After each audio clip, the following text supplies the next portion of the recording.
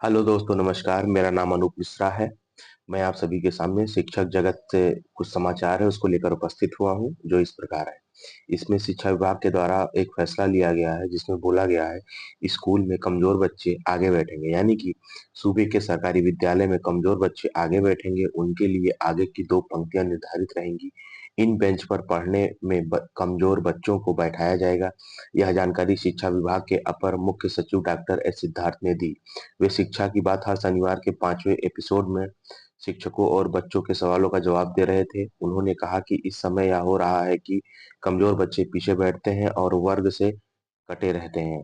हम इस पर रोक लगाना चाहते हैं। वे वर्ग की पढ़ाई से सीधे जुड़े रहें, इसकी व्यवस्था करनी है। इस तरह कमजोर बच्चों को विद्यालय अवधि के बाद शाम में किसी समय विद्यालय में अलग से पढ़ाई की व्यवस्था दी जाएगी। दूसरा समाचार, 1 लाख तक एडवांस ले सकेंगे ईपीएफओ सदस्य, यानी कि कर्मचारी भविष्य निधि संगठन ने 5 सदस्यों को बड़ी राहत दी है, मतलब अपने सदस्यों को बड़ी राहत दी है। ईपीएफओ की निर्णय लेने वाली शीर्ष संस्था केंद्रीय न्यासी बोर्ड यानी सीबीटी ने ऑटो क्लेम निपटान सुविधा के तहत ली जाने वाली राशि की सीमा बढ़ाकर 1 लाख रुपए कर दी है। अभी तक ईपीएफओ के सदस्य 50,000 रुपए तक ही एडवांस ले सकते थे।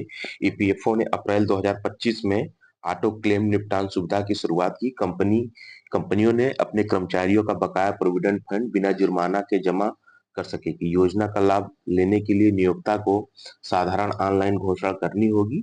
सीबीटी के माध्यम से सार्वजनिक क्षेत्र के केंद्रीय कंपनियां के एक्सचेंज ट्रेडेड फंड और भारत 22 में किए गए निवेश के लिए रिमिटेंस निवेश को भुगतान नीति की मंजूरी भी दी है। इसमें न्यूनतम 5 वर्ष का निवेश रहेगा।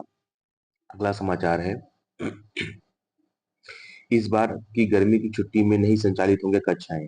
अपर मुख्य सचिव डॉक्टर एस सिद्धार्थ ने कहा कि इस वर्ष दिसंबर में ही ग्रीष्मकालीन अवकाश का समय तय कर दिया जाएगा और पूरे साल का कैलेंडर भी घोषित कर दिया जाएगा। ग्रीष्मकालीन अवकाश में इस बार सरकारी विद्यालय में किसी प्रकार की कक्षाएं संचालित नहीं की जाएंगी, लेकिन शिक्षकों को ग्रीष्मकालीन अवकाश के लिए बच्चों को होमवर्क और प्रोजेक्ट वर्क देना अनिवार्य होगा। जहां तक ठंड में छुट्टी की बात है, तो यह सरकार द्वारा प्रत्येक जिलाधिकारी को पहले से निर्देश दिया हुआ है कि ठंड एवं शीतलहर के मद्देनजर विद्यालय में छुट्टियां घोषित करेंगे। अगला समाचार, ई शिक्षा कोर्स पोर्टल पर 15 दिन के भीतर बच्चों का करे आधार अपलोड। सरकारी विद्यालय में नामांकित बच्चे योजनाओं से हो सकते हैं वंचित, यानी कि जिन बच्चों के खाते में सहायता राशि या सरकार की तरफ से जो राशि भेजी जाती है, वो राशि उन बच्चों को नहीं मिल पाएगी जिन बच्चों का ई शिक्षा कोर्स पे आधार अपडेशन नहीं होगा। कक्षा 1 से लेकर 10 तक के, जैसे साइकिल हो गया, पोशाक हो गया, कॉपी किताब के लिए हो गया, बहुत सारी चीजें लगभग 6 साढ़े 6 हजार से ऊपर 9 10 के बच्चों के लिए आती है।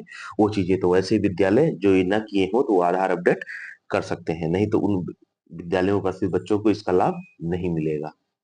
ठीक है। अगला है, मॉडल समय सारणी के तहत होगा विद्यालय का संचालन। एचएम एमडीएम संचालन के समय में कर सकेंगे बदलाव। शिक्षा विभाग ने जिला जिला अंतर्गत संचालित सभी प्राथमिक, मध्य मध्य और उच्च माध्यमिक विद्यालयों सहित संस्कृत विद्यालय एवं मदरसा के संचालन को लेकर पूर्व निर्धारित समय सारणी में आंशिक बदलाव करते हुए मॉडल टाइम टेबल का निर्धारण किया गया है। इस शिक्षा विभाग द्वारा जारी इस सारणी को जिले के सभी विद्यालयों में लागू किया जाएगा। विद्यालय का संचालन सुबह 9:30 से 4 बजे तक रहेगा।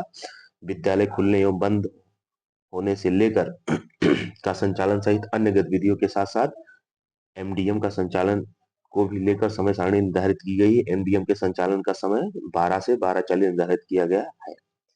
ठीक है दोस्तों, आइए अगले समाचार पर चलते हैं। 2 फर्जी शिक्षकों को समक्षमता परीक्षा पास कराया गया। ये बताया गया कि एचएम ने बताया कि 2 शिक्षक कभी स्कूल नहीं है, फिर भी विभाग से भुगतान हो रहा है। तो ये घटना प्राथमिक विद्यालय हावीडीह में यू-22 पर 7 शिक्षक स्कूल में ही 2 कार्यरत। ठीक है, तो इन दोनों के बारे में डिटेल दिया हुआ है, आप लोग इसको पढ़ भी सकते हैं।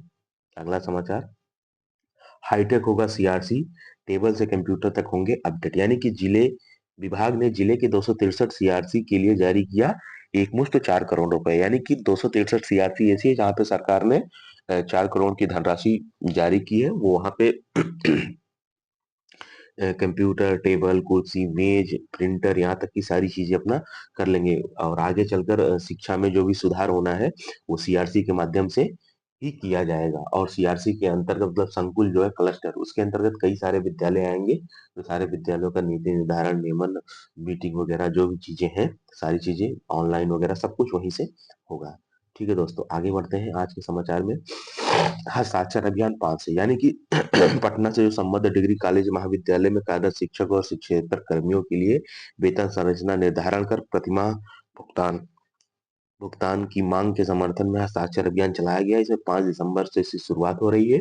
फरवरी में इसे प्रधानमंत्री को 5 लाख हस्ताक्षर करके सुपुर्द कर दिया जाएगा।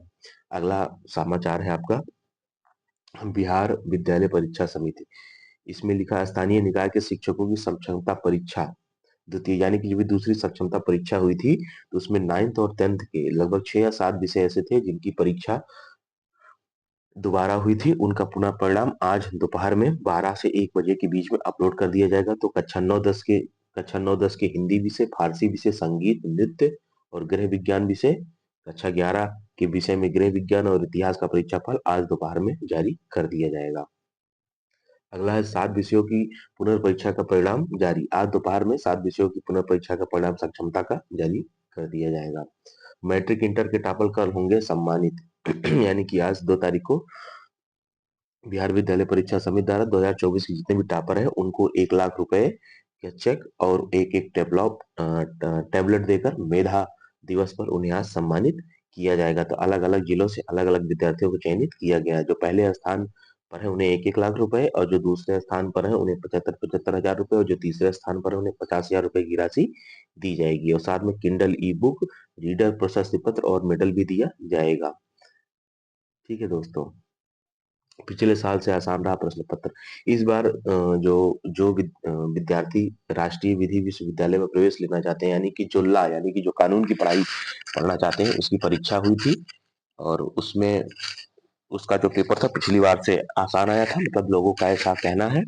और इसमें जनरल कैटेगरी का कट ऑफ 75 रहने की उम्मीद है। ठीक है दोस्तों, आगे बढ़ते हैं। 25 जिलों के जीओ से डीओ से जवाब तलब, यानी कि अपार आईडी ऐसी आईडी जिसमें बच्चों का जीवन में जितनी भी शिक्षा ली है उसका पूरा खाका उसमें अपलोड होगा।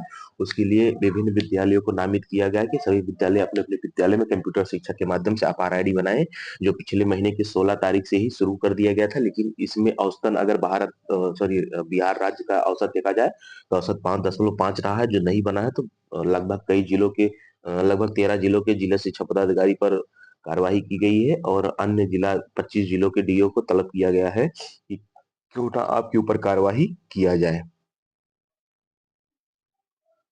आगे शिक्षकों के स्थानांतरण के लिए आवेदन शुरू, यानी कि 1 दिसंबर 2024 को दोपहर में 12:01 से लेकर के 15 दिसंबर को रात 12:59 पर शिक्षकों के स्थानांतरण का आवेदन शुरू हो गया, जो 15 दिसंबर तक लिया जाएगा। 15 दिसंबर के बाद पोर्टल बंद हो जाएगा। 15 से 30 दिसंबर के बाद वो जांच होगा। जांच के बाद जिन लोगों का तबादला करना उनका तबादला कर लिया जाएगा। तबादला में जो मुख्य लोगों को दिया गया उनमें असाध्य रोग, गंभीर बीमारी, दिव्यता, विधवा, परित्यक्ता, पति पत्नी का पदस्थापना से ऐच्छिक स्थापना की दूरी आदि के माध्यम से स्थानांतरण किया जा रहा है।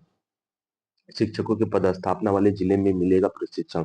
जो शिक्षक जिस भी जिले में पदस्थापित होंगे या जो जहां जैसे बने हुए हैं, उनका पदस्थापना उन्हीं के जिले में बीटीसी डायट या पीटीसी में ही कराया जाएगा। उन्हें अन्य दूर दूर जिलों, जगहों या विपाड वगैरह में नहीं भेजा जाएगा। सरकार ने का एक अच्छा निर्णय है, इसे हमें सराहना चाहिए।